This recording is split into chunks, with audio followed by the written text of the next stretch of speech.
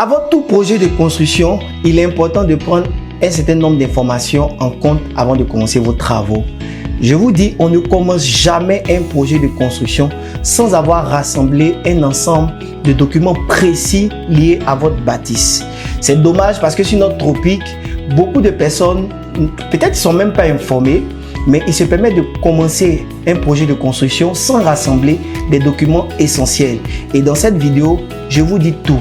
Je me nomme Ange Yannick Naï, entrepreneur dans le domaine de la construction depuis plus de 10 années.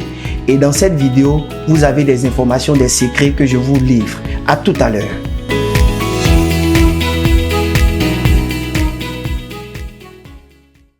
Plusieurs futurs propriétaires, malheureusement sur notre tropique, se permettent de commencer des travaux sans pour autant rassembler en fait tous les documents essentiels. Vous voyez, les documents qui sont liés à leur construction. Et ils pensent que c'est dans leur avantage en voulant faire des économies. Mais c'est une erreur parce que c'est très important de rassembler les documents essentiels qui permettent de réussir votre projet. La première des choses qu'il faut savoir, c'est que quand tous ces documents sont rassemblés, pour les prestataires, vous serez amené à recruter des prestataires.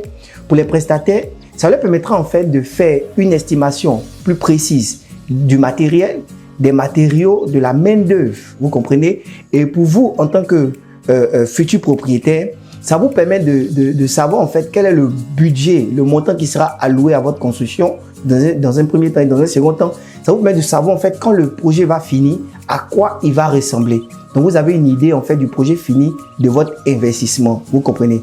Et la question que vous allez certainement me poser, c'est de savoir quels sont ces documents graphiques.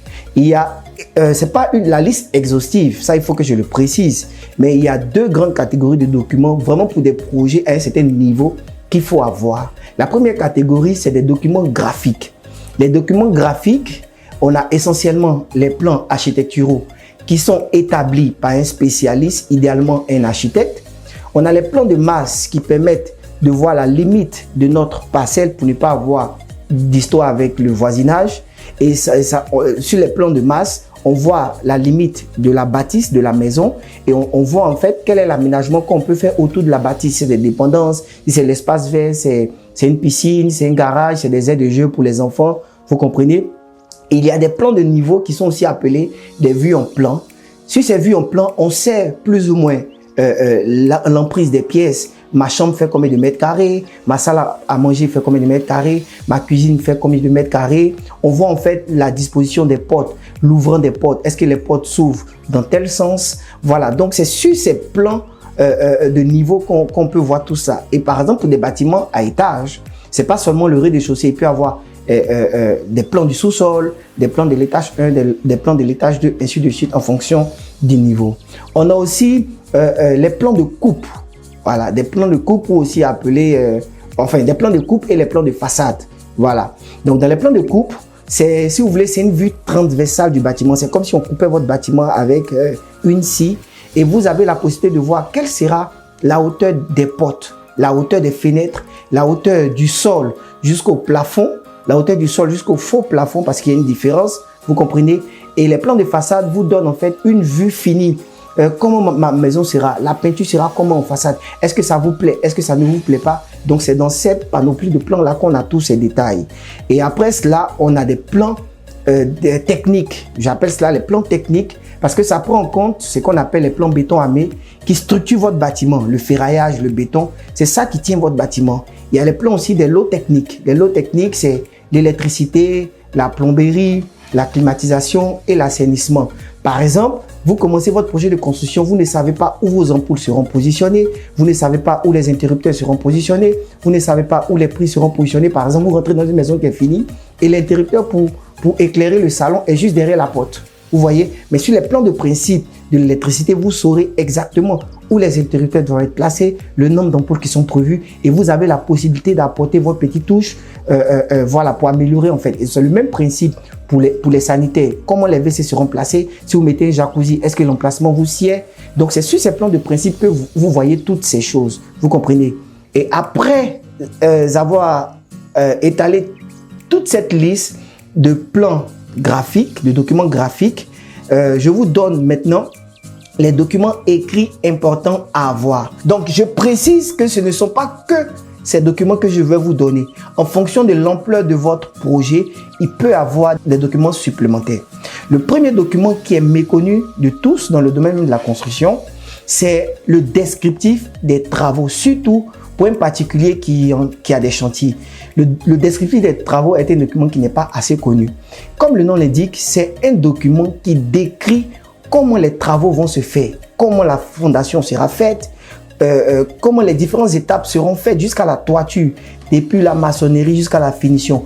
Quelle est la qualité de peinture qui sera utilisée, en combien de couches la peinture sera appliquée, quel est le type de carreau, quelle est la classification des carreaux, le type de colle. Donc, c'est dans ces documents écrits là, ce descriptif des travaux qu'on a tous ces éléments. Donc, toi, en tant que futur propriétaire, quand vous recevez ces documents, vous savez qu'il y a tel type de colle qui sera utilisé pour poser vos carreaux, il y a telle dimension de carreaux qui sera utilisée dans les douches. Donc, quand vous venez sur votre chantier, que le prestataire se permet de poser un autre type de carreaux que ce qui a été décrit dans le descriptif des travaux, vous avez la possibilité de dire ce n'est pas conforme aux clauses de départ. Le deuxième document écrit qu'il faut avoir, bon ça c'est connu de tous, c'est le devis quantitatif et estimatif. Souvent on dit DQE, en abrégé DQE. Le DQE permet de faire une estimation de votre projet. C'est-à-dire vous voulez construire une villa, à l'avance vous savez le gros œuvre va vous coûter combien, l'électricité va vous coûter combien, la climatisation va vous coûter combien. Vous savez le prix de toutes les rubriques, toutes les activités qui seront faites dans le cadre de votre projet. Donc vous avez une idée grâce au DQE.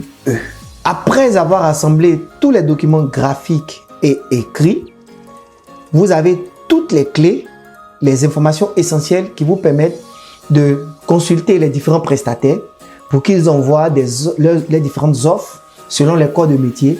Et ça vous donne tous les éléments, ces documents vous donnent tous les éléments pour mieux apprécier et analyser ces offres en fonction de votre portefeuille budgétaire avant de les engager. Donc, vous êtes libre de vraiment commencer vos travaux, bien sûr, si vous avez toutes les autorisations administratives. Si vous avez aimé cette vidéo, n'oubliez pas de vous abonner, de la partager pour recevoir chaque semaine des tips sur la construction. Vous pouvez télécharger gratuitement votre e-book dans le lien qui est dans la description de cette vidéo. D'ici là, on se dit à la prochaine.